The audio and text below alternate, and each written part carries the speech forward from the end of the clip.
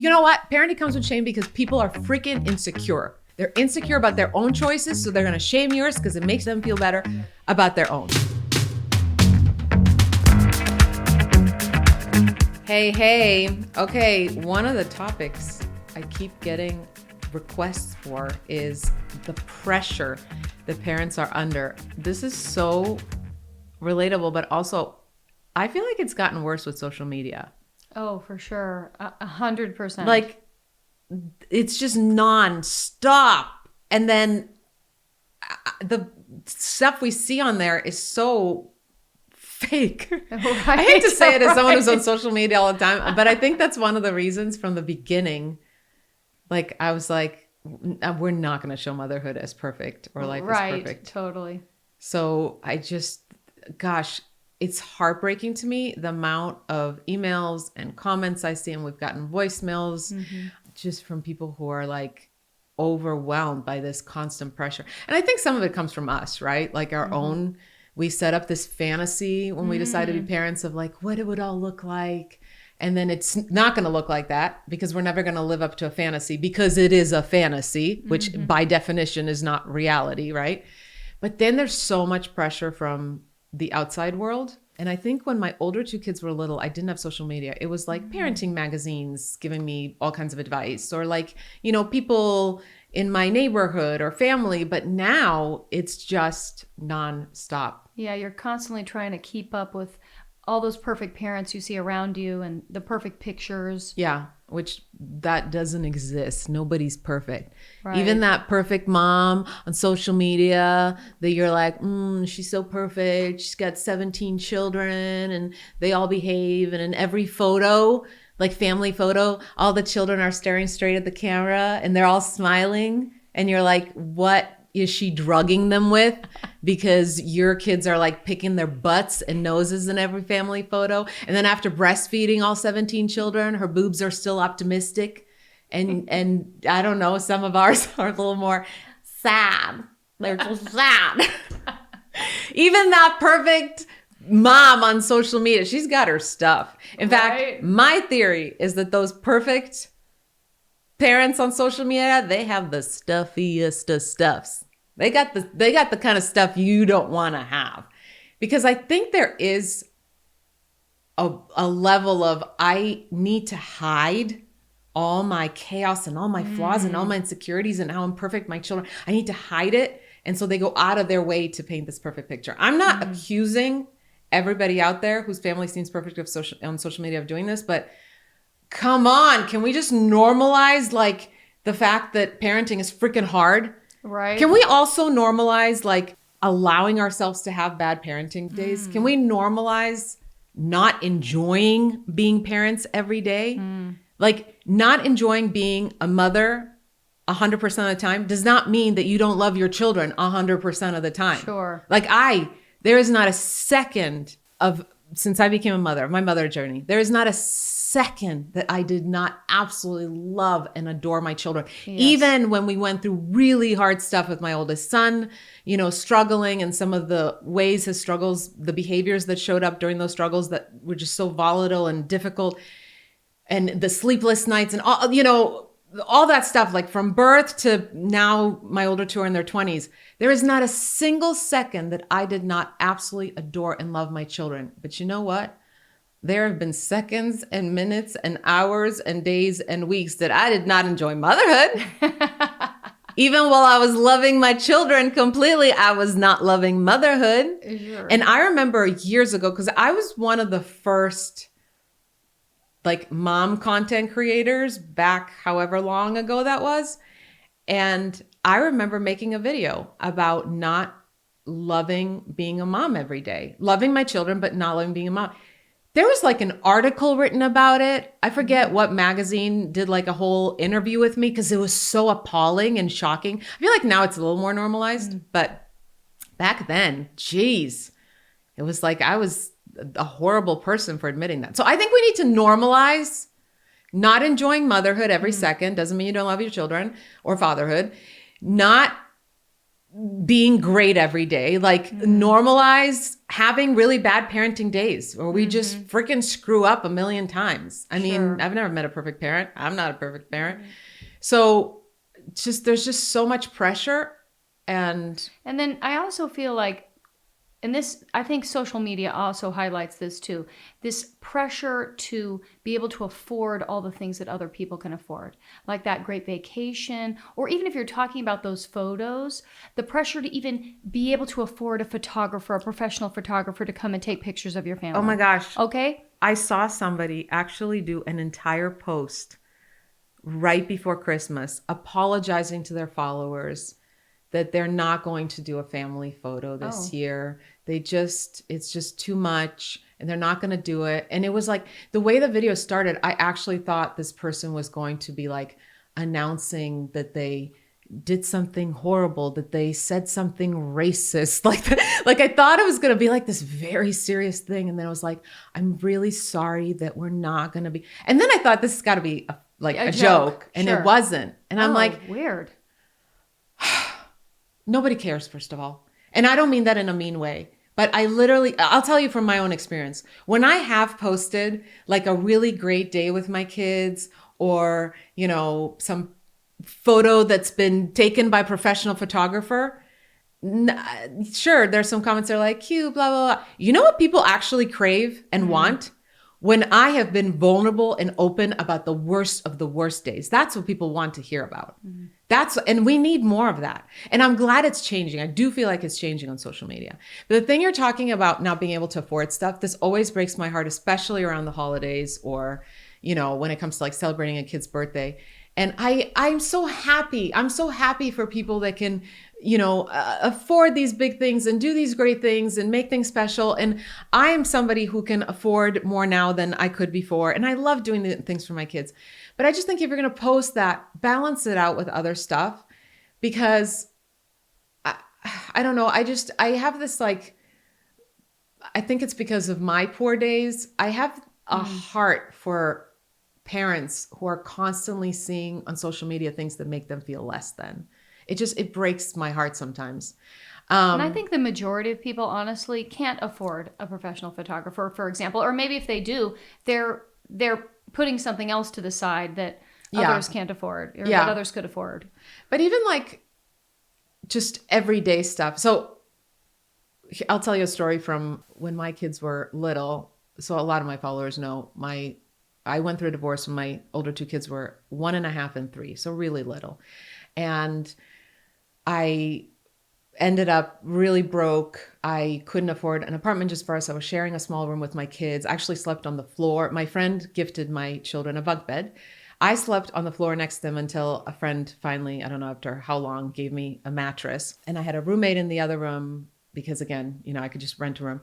And I was on food stamps and I was just really struggling financially. And I remember my daughter going to a play date and coming home and telling me how the girls' room was like how beautiful this girls' room was. And the thing that stood out to her is that this girl had, I don't know if it was like from Pottery Barn or one of those expensive places, her name, like these beautiful wood letters that spelled the girl's name on the wall. And my daughter's eyes were just like, so, just lit up, like describing this. And as a mom, I couldn't even enjoy like the story as it is. Like I couldn't just hear it because in my mind, my brain start telling me, you're not good enough because your kids don't even have their own rooms. They don't even share a room together. They share a room with their mom and it's so small that you can't afford even like fun furniture. Like it was like a bunk bed, me, and then I think we had like one small dresser and that was it. And I remember that night staying up all night. My roommate had these like magazine subscriptions that would come. And so I asked her if there were any magazines she didn't need anymore and she was going to recycle. And she gave them to me. And I remember staying up. I don't know why this is making me cry because I've told this story before. But I remember staying up and just cutting out like colorful letters of Luca. Just cutting the letters out. And then I put them on the wall in the room. And I mean, it looked like a kid did it, right? Because it's nothing special. It's just letters cut out of magazines. And I was trying to like pick really pretty colors and all that. And I put it up there on the wall and I felt like such a loser. Like I was like, well, I did my best. That's the best she's going to get because I'm a loser mom. And I wish that I had a camera at the time or like an iPhone. I had one of those stupid flip phones, but I wish I had a way to record my daughter's reaction and my son too. When they woke up, they were so excited. Especially she was so excited because she had just told me about this. It meant the world to her. Not one time did she say, yeah, but mom, they're not big wood letters like my friend has. She was just so happy with that. And that's the thing. Like we feel this pressure. I felt pressure. That mom wasn't even trying to put pressure on me, right? That was my own insecurities and my own stuff. Totally. We feel this pressure because we compare. And I learned from many, many, many different stories like that, you know what, maybe my good is good enough. Maybe what I can do is good enough. Another story that just came to mind. I had a friend who worked at Starbucks and he noticed that when the foods would, you know how they sell like pastries, like bagels and stuff like that. Mm-hmm. When they would go stale a little bit, they immediately couldn't sell them. So they weren't like moldy or bad to eat. They just were a little too old to sell and they would just throw them out. And so he asked his manager, he said, I know this single mom who would really appreciate this stuff. Instead of throwing it out, could I actually bag it up and give it to her? Mm. And the manager said yes. And I'll never forget my friend, Dave Babcock, would come I think it was like Fridays, and he would bring me this Starbucks paper bag and it was filled with these things that they weren't selling anymore. And so my kids and I would eat that. And obviously at the time, I'm feeling like crap. Like what a awful mom. I'm feeding my kids, this stuff that they won't even sell to people that's supposed to be in the trash. Okay, so years pass. And when Luca, my oldest, was in high school, I think he was like 17, maybe. This was like years after the Starbucks thing. He goes one day randomly, hey mom, remember how when we were little, you used to feed us like those croissants and bagels and sometimes they were like kind of hard to eat and stale. And I'm like just dying inside thinking, oh, here we go. He's going to tell me what a horrible mom I was. I'm expecting the worst. And I go, yeah, I remember. And he goes, mom, my friends got such a kick out of me because I was hanging out with them the other night and he was at some kid's house and his mom had left a baguette out. And it had gotten stale and it was hard. And Luca was like, oh, can I have some? And the kid was like, you don't want to eat that. That's like trash. And Luca picked it up and he was like chewing on this hard piece of a baguette. And he's like, they were all laughing at me, but it brought back memories. And he's laughing. He's got a huge smile on his face. He's not blaming me for anything. He's not feeling like his childhood was ruined. He was like, I loved it. I like totally brought me back to those days. And I immediately started crying. I was like, oh my gosh, all these years I have felt like a crappy mom because I was feeding my kid these, stale pastries. And here my kid's memory is like, oh gosh, that reminds me of my childhood. How funny is that? And I still like, eating stale stuff. That moment healed me. Like it healed me in such a way. And that's another example of like pressure that I was putting on myself. Although, let's be honest, the world is cruel and judgmental. Yes. And if, I hid that stuff from people, but like if I had told, people, other parents in my kids' school, oh yeah, by the way, I feed my kids leftover Starbucks stuff that's supposed to be in the trash, I would have gotten judged for it. But anyway, I just thought of that and wanted to share it if there are parents out there who are like, my gosh, I'm really sucking and I'm, and comparing themselves to what other kids are getting and what other parents are providing. So often what we think is trash is actually more than our kids need. And, my kids felt loved. They always felt loved. So what if, this is just a question, sometimes my kids, they don't mean to, and they're not trying to put pressure on me, but especially the younger ones, they might say something like, well, why can't we do that? Or why can't we go there? Or why can't I have that? Or can I have that? Yeah. Could I have one? And if the answer is, well, I can't afford that or something, then what would you, I don't know. What do you say? I mean, I had to say that a lot, right? Because there were times when we would be at, a grocery store somewhere and my kids wanted something and I didn't have enough. And so, yeah, we're going to have to say no. But here's the thing. Why do we feel guilt and like bad parents saying no to our kids when if we give even if I had all the money in the world, yes. right? If I give my kids everything they want, what is that teaching them about life? Because when they grow up, they're not going to have everything they want and they're not going to have it in that moment. And I think the problem is that we parent, first of all, I already had insecurities about being poor. And so when my kid would ask me for something that I couldn't give them, that was just like highlighting my insecurities, right? Just like even more. I'll be like, see, here's evidence that you suck, and I had to, and I wasn't good at this at first because I had such a low self-esteem and I really hated myself at the time. And I felt like my kids deserve better, blah, blah.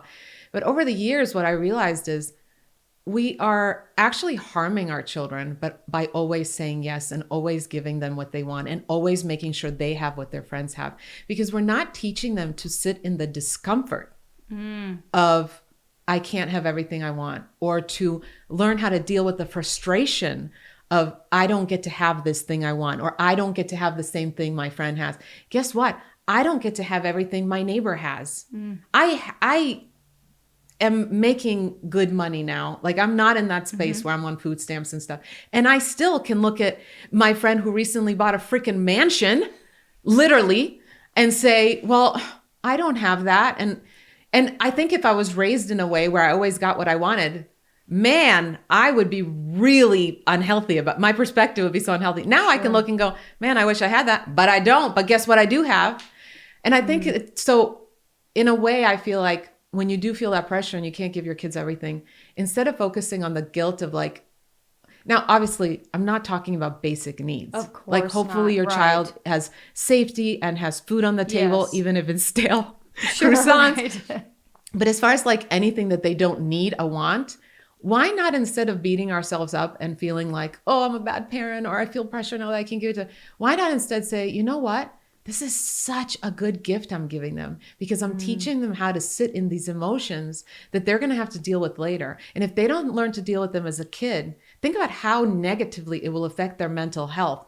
If what the first time they're having to deal with not having something they want is in their 20s, 30s, 40s, 50s. Oh dear. Right? So yeah, I had to say no to my kids a lot. But what I wish I knew back then when I was hating myself is this is good for your kids. This doesn't make you a bad parent. This is actually a really good learning lesson for your kids. And if you lead with love anyway, they're going to feel so much love. It's better than anything. And I will say, in the moment, yes, they might whine and complain and, they might even say mean things to you that are hurtful because kids don't always know how to, regulate themselves and how to express themselves in a healthy manner. Not because there's anything wrong with them or they're spoiled brats, but because they haven't learned yet, right?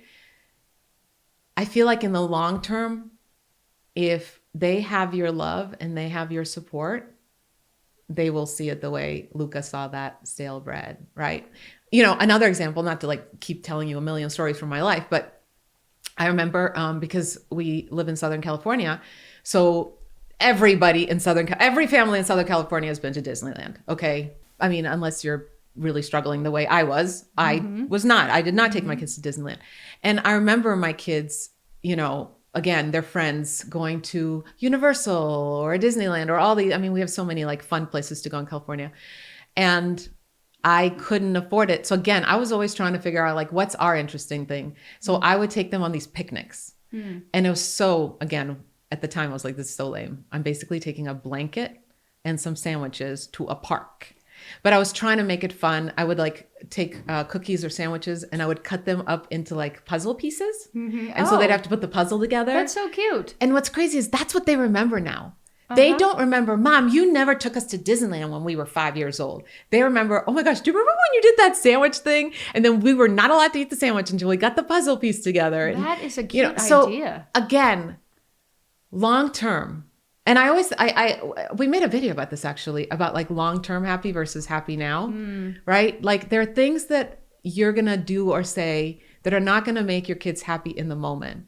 But in the long term, they're going to see it differently, hopefully, right? Yeah. So anyway, I say that to say the pressure that we feel, some of it is our own invention, right? We should be better. We should be perfect. We should be this. And then a lot of it comes from social media. And I am begging everybody listening, you have to stop comparing. You have to stop comparing. I will say this about comparing. I recently had somebody send me a DM on Instagram, and they said something like, I have only 300,000 followers and you have, over 1 million. And it's so hard for me because I'm like working so hard to get to where you are and blah, blah, blah, blah. And I forget what the rest of it was. But all I could think about is you have 300,000 followers. Yeah. There are people that are like, their goal for this year is to get to 100,000, 3 times less than you have, right? And you are just comparing yourself to someone who has more. And it hit me in that moment. I'm like, this is what we do. We only compare to somebody who has more better, right? Like as a single mom, oh my gosh, they can do this and they have this. I never compared myself to the woman who was homeless with her kids, who didn't even have a roof over her head. I never said, oh gosh, I'm so fortunate that I get to share this small room with my kids. I'm not on the street. So I feel like, fine, if you want to compare, like if you can't stop yourself, which I think we're all going to struggle with it at times, right? Sure. I just feel like we can get in the habit of switching it off quicker, of like, nope, not going there. The famous quote, comparison is the thief of joy, 100% true, right? Yeah. But here's the thing, let's be fair. If we're going to compare, let's compare fairly. So if you're going to compare yourself to someone who has more, whether it's more followers or more things to give their kids or whatever, you also have to immediately follow it up with comparing yourself to someone who has less. Great idea. That should be the rule. Yeah. Because I think if we put in that kind of perspective, that's the only way to actually be fair, right? And it's a way to remind ourselves, my gosh, like even at the time, would I want to go back to living in that tiny room against food stamps? No. But when I look back now, like we had what we needed. Yeah. Like my kids were never starving, Yes, I worked multiple jobs and I was exhausted. But you know what? I still had time to read them that book when I tucked them in or, just love on them or take them on that picnic. So perspective is so huge. Sure. And I think also comparing, but also just like giving into that pressure kills the perspective, because the pressure we feel from the outside world, again, it can be from anything, right? Social media, it can be from, your mother-in-law. By the way, mine's great. So if my mother-in-law listening to this, it's not about you, Judy. We love you. We're all getting bracelets. What would Judy do? WWJD. Oh, good idea. But whoever the pressure is coming from, it's literally destroying any sense of like joy and peace and just be able to enjoy what is. So we have had people put some questions on social media, and there's one that's very similar to what you're talking about. She said, I feel a lot of pressure from a relative who is constantly giving me unsolicited advice. So what would you say? Your relative is constantly giving you unsolicited advice. A relative who's constantly giving you unsolicited advice. These are fun. Here's when I was on tour, somebody asked this during a Q&A, and I said, okay, when you're around somebody that you have to be around with all the time, like a relative, you're going to see them at least on the holidays. Maybe it's someone you see them more often, and they're constantly giving you unsolicited advice. I would just look at them and say, that's interesting. I'm going to give that some thought. And then don't give it a second of thought. But what I find that when someone's constantly giving you unsolicited advice, if you get into defensive mode of like, no, we're doing this, it just ends up being an argument, right? Or you feel like you have to defend, which is awful. Well, the reason I do it this way, well, la, la, la. And then all your insecurities start talking, which also not healthy. You're not going to shut them up. Like, I'm assuming at some point, even if a conversation happens where it's like, please stop telling me what to do, they're probably not going to, because there are people that just think they know it all. By the way, usually those people, I think, are the worst parents, because if they're doing it to you, think about how much they're doing it to their adult children. And And maybe it's your mother doing it. So maybe it's you're going through it. But I just think like it's so freaking annoying. So I would just look at that relative and I would go, that's interesting. I'm going to give that some thought. And then don't give it a second of thought. But that way they feel heard and validated. There's no you defending yourself. There's no you arguing with them back and forth. It's all useless. It ends the conversation right there. You know, I heard someone say recently that people have these roller coasters that they get on. Like if she's getting, this is a roller coaster she's on trying to tell you how to parent, but you cannot get on that roller coaster. So often we just think we're supposed to get right on that roller coaster with someone else, and they're going to take you somewhere you don't want to go, you know, with lots of drops and twists and turns, and it's going to go very fast. So do not get on the roller coaster. You stay with your feet on the ground. I love that. Don't get into just unproductive discussions and then limit as much time as you can with those people. Oh my gosh. We have a couple other questions. Yeah, go for it. So we had another woman who said, why does parenting come with so much shame from others, even when I'm genuinely trying my best? And I don't know if she's talking about on social media or friends or... I mean, it's insane, right? This is what I never understood about, especially parents judging parents, which that's what I think mostly it is. I actually think it's most the judgment the parents get is from other parents. And I don't get it because we're all in the same boat, right? Like we're all very well aware how hard and exhausting and awful parenting can be at times. So why would you judge another parent? Like we should be all walking by each other, just like eye contact. You got this. Stay strong, right? But instead there's so much judgment. And I think it comes from those own people's insecurities. I'm going to tell you a story. I actually shared this in my first book, Hold On But Don't Hold Still. So I did a video, this was years ago, like probably one of my first videos. I did a video where I just talked about what a hard parenting day I had and how, you know, my kids weren't listening and somebody was throwing a tantrum. I don't even remember the details, but I was basically just going on about what a difficult parenting day it was. And this woman responds and she writes in the comments like, I do not understand you or all these other commenters who are relating to this. My children never behaved that way because I raised them to listen and they respected me and blah, blah, blah, blah. And just like went off shaming me for sharing what a hard parenting day I had and shaming my kids for behaving the way they behaved. And so at that point, I've gotten used to like negative comments. So I just kind of ignored it. Okay. Later that day, and man, is my book near? It's going to take me too long to find in the book because I almost want to read it directly. Which book is it in? In the first one. Hold On But Don't Hold Still. It's probably in the Mind Your Own Motherhood chapter. This has never happened to me. I get a message on social media and this woman goes, hey, I saw your video and I saw a comment from whatever that woman's name is. And she goes, that is my mother. She wrote that comment. And then this woman goes on to tell me how she thought that we were perfect little children because that's what she needed us to be, because the most important thing to her was how people saw her. But we were not perfect children. We did awful things behind her back and blah, blah, blah, blah, blah. And she either didn't know or the things she found out, she was in denial about because again, her ego and reputation came first. And now I think the woman said by now she was like maybe in her 30s or whatever. She goes, my siblings and I, none of our are close to our mother because she put so much pressure on us to be perfect. And it never worked. We don't open up to her. We spend as little time with her as possible. Anyway, if you read my first book, you read the story, because I'm butchering it right now, I literally quoted it in the book. Mm-hmm. But is that not the perfect example of somebody who's like trying to shame me? I don't think I'm the first person that person shamed, right? That person probably shamed a lot of people in real life, social media, everywhere. Mm-hmm. And in reality, her kids can't freaking stand her. So often that shame, the shaming, the judgment comes from people's own insecurities. And we cannot carry it with us. If you've been following me for a while, you've probably heard me talk about this a million times, the analogy I have with the suitcases. I'm going to do the short version now, but when someone's judging you or shaming you, the way I think of it, whether it's on social media or in real life, wherever this woman who's asking the question is getting shamed from, it's like they're handing you a suitcase, right? Because we're all walking around the world with a bunch of suitcases. We got our worry suitcase, our to-do list suitcase, our work suitcase, our marriage suitcase, some of us have childhood trauma suitcases. We all have these suitcases that life has given us that we're carrying.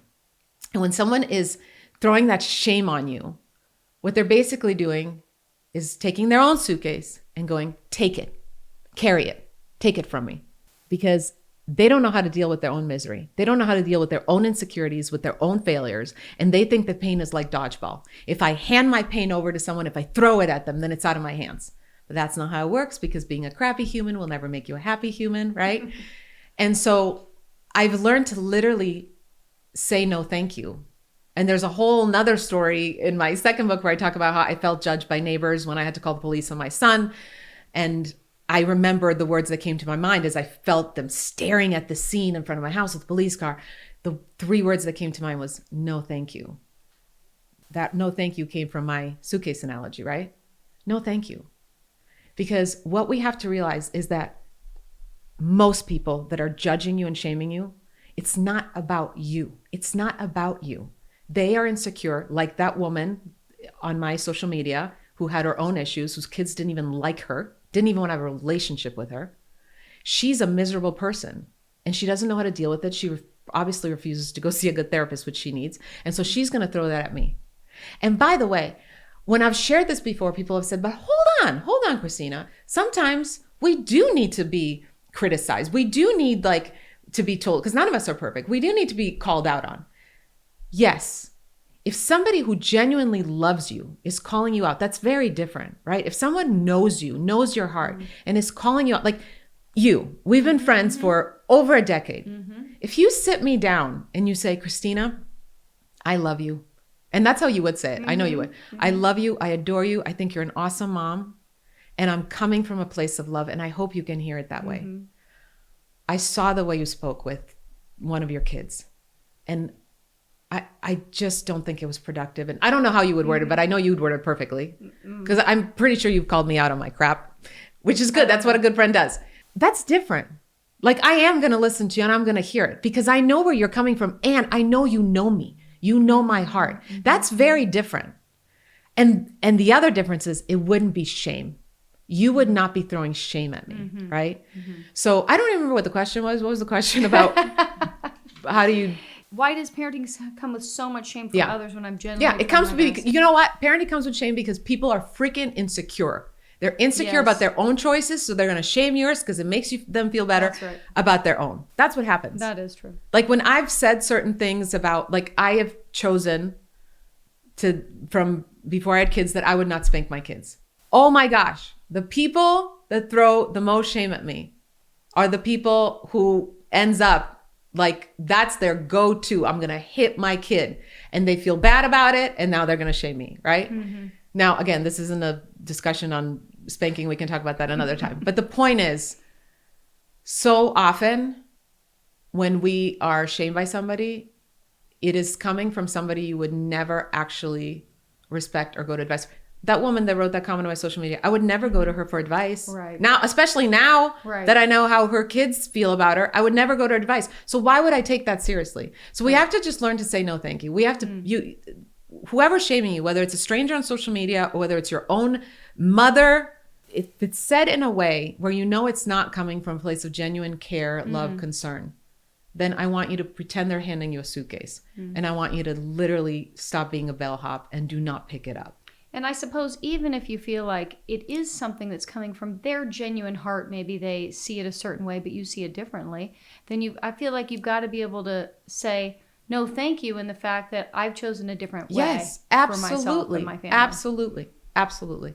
We had a question, voicemail question. We sure did. By the way, if you guys want to, do you have the phone number somewhere? I sure do. If you want to call and leave a voicemail with a question that we can play during a podcast, it can be on any topic. We have an episode coming up on divorce and co-parenting. I mean, there's so many different things, but on any topic, the phone number is 855-912-4175. And while we're at it, before you play that, if you have specific questions on this topic, like you wish you could call in live right now and ask, if you watch this episode on my app, Hope and Humor Daily, you can actually ask a question in real time in the chat and it will give you an answer. Every single question gets answered. Anyway, just wanted to Okay, I'm going to play this question Let's go. From Doug in Rancho Cucamonga. Hi, Christina. My name is Doug. I'm from Rancho Cucamonga, California. And I just had a quick question about, like, as a dad, I constantly feel this pressure of, like, I don't know, like having everything under control for my kids so that they see that, I've got it all together. and I could be wrong, but I don't think anybody has it all together all the time. How do I deal with that kind of pressure? All right, thanks.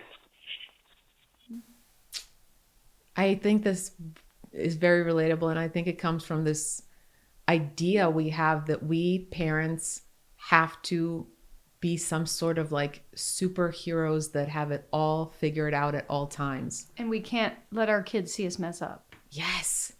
You know what? I feel like when I mess up, I didn't feel this way when I was younger. It took me a while to get there. I feel like when I mess up, I'm actually doing my kids a favor because I'm showing them that they never have to be perfect. Like I kind of started almost making it into, like it was a way to lighten it for myself, to not be so mean to myself. When I mess up, I'm like, oh, my kids are so lucky that they have a mom who just gave them an example of being clueless or making a mistake. And by the way, I think there's something really powerful in telling our kids, hey, man, I screwed up. Let's talk about it. Because how are they going to learn to own their own stuff? I said before how I believe that a genuine, consistent, I love you cannot exist without at least an occasional, I am sorry. Because that's love, right? That's love, teaching our kids that they don't have to be perfect. We're not perfect, willing to own our stuff, apologizing. But also maybe it's not a mistake. Maybe it's just like the dad, Doug, is overwhelmed and it's just too much. How amazing to be able to tell your kid, hey, I'm going to be honest with you. It's a hard day today. So I'm going to take some time for myself. I know I promised you that we would play a game. We're going to do that later today, or we're going to do that tomorrow. But I got to take some time for myself. And I got to lay down right now, or I got to, whatever it is, right? That is powerful. Now, there is a fine line, right? I don't think it's healthy for our kids to see us constantly upset and stressed out and bawling and right. Our kids can't carry that stress. So there has to be a fine line of like, there's certain things you only go to your friends for, right? If you're, I don't know, let's say you're going through a divorce and you're having financial struggles and you're worried that you're going to lose your home. You're not going to tell your 5-year-old that, right? Like that stuff you're going to go to your friends or therapist or whoever for. But just letting our kids see us as humans who get tired, who get overwhelmed, who don't have all the answers, who mess up, that's healthy as long as we always follow it up with, and this is what I'm going to do right now that'll be helpful to me. Like one example I've used before is how I struggle with anxiety. And for a while, I thought I had to hide that from my kids because I didn't want them to be, if they see me anxious, Now, if I'm having like really, really, really bad anxiety where I think it's unhealthy for my kids to hear all that, no, I'm not going to go vent to them about it. But there have been so many times where we're just sitting at dinner together and just having a conversation about, whatever, small talk. And I'll randomly say, by the way, I woke up this morning, I had really bad anxiety. I just felt it. And so what I did was I went for a walk because that always helps me. And then I journaled. And then I actually called my therapist because I was supposed to see him next week, to see if I could meet with him earlier. And I immediately just felt better. You're just taking those few proactive steps. So now my kids are aware that having these feelings or struggling with things is normal, but also that I'm going to be proactive about it. And now it's not a scary thing. It's not adding stress to them like, oh, mom's anxious, just sort of verbalizing, communicating it to them in a normal, I'm a human and sometimes I need a break and sometimes I'm clueless. I don't think our kids should see us as people that have to always have it all together. What is that teaching them for when they're parents?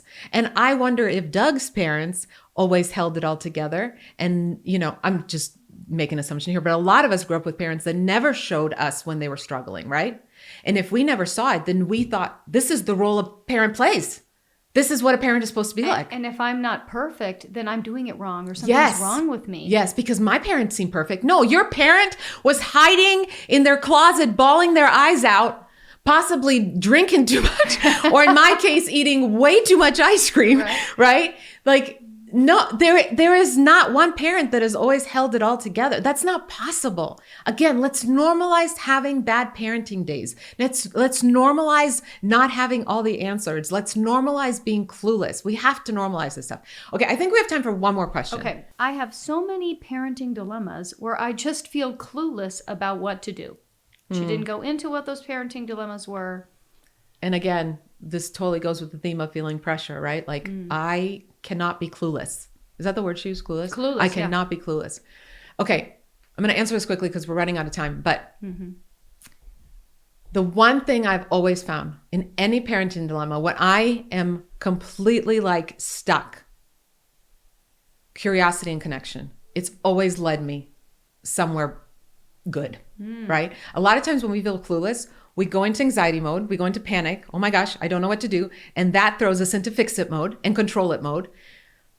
Whew, that's going to go downhill, right? When we're coming from that place of fear and control and panic and putting that energy out there, our kids are like, what is happening, right? And then they shut down even more. We get clouded and we don't know, we can't think rationally.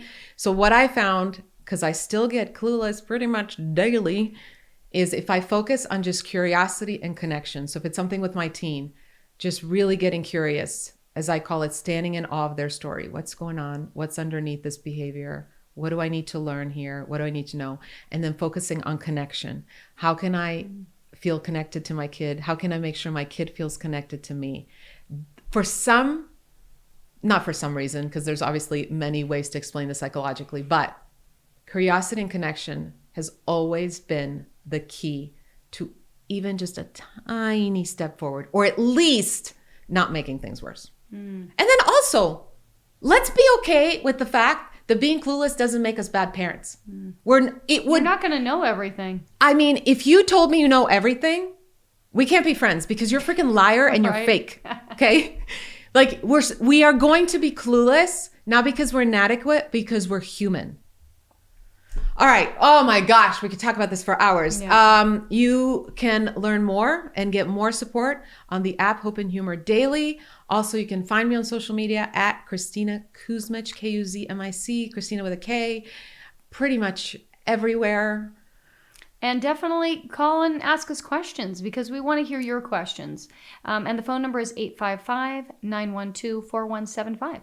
I love you all. Can you do me a favor this week and just ditch the pressure? Like when you feel that pressure coming of like, I have to be this and I have to know this and I have to do it this way and blah, blah, blah. Can you just be like, no, thank you. No, thank you. There was one thing I wrote down that I wanted to say that I wrote in my second book because of all the pressures that come on. It's hard to be a good parent when you're chasing someone else's definition of good. It's hard to be a good parent when you're chasing someone else's definition of good. So ask yourself, whose definition of good are you chasing? Is it that person on social media? Is it something you heard from some other parent that you may not even really respect and go to for advice? What is your definition of being a good parent? Chase that. Do that. I love you all. Bye. I need some coffee.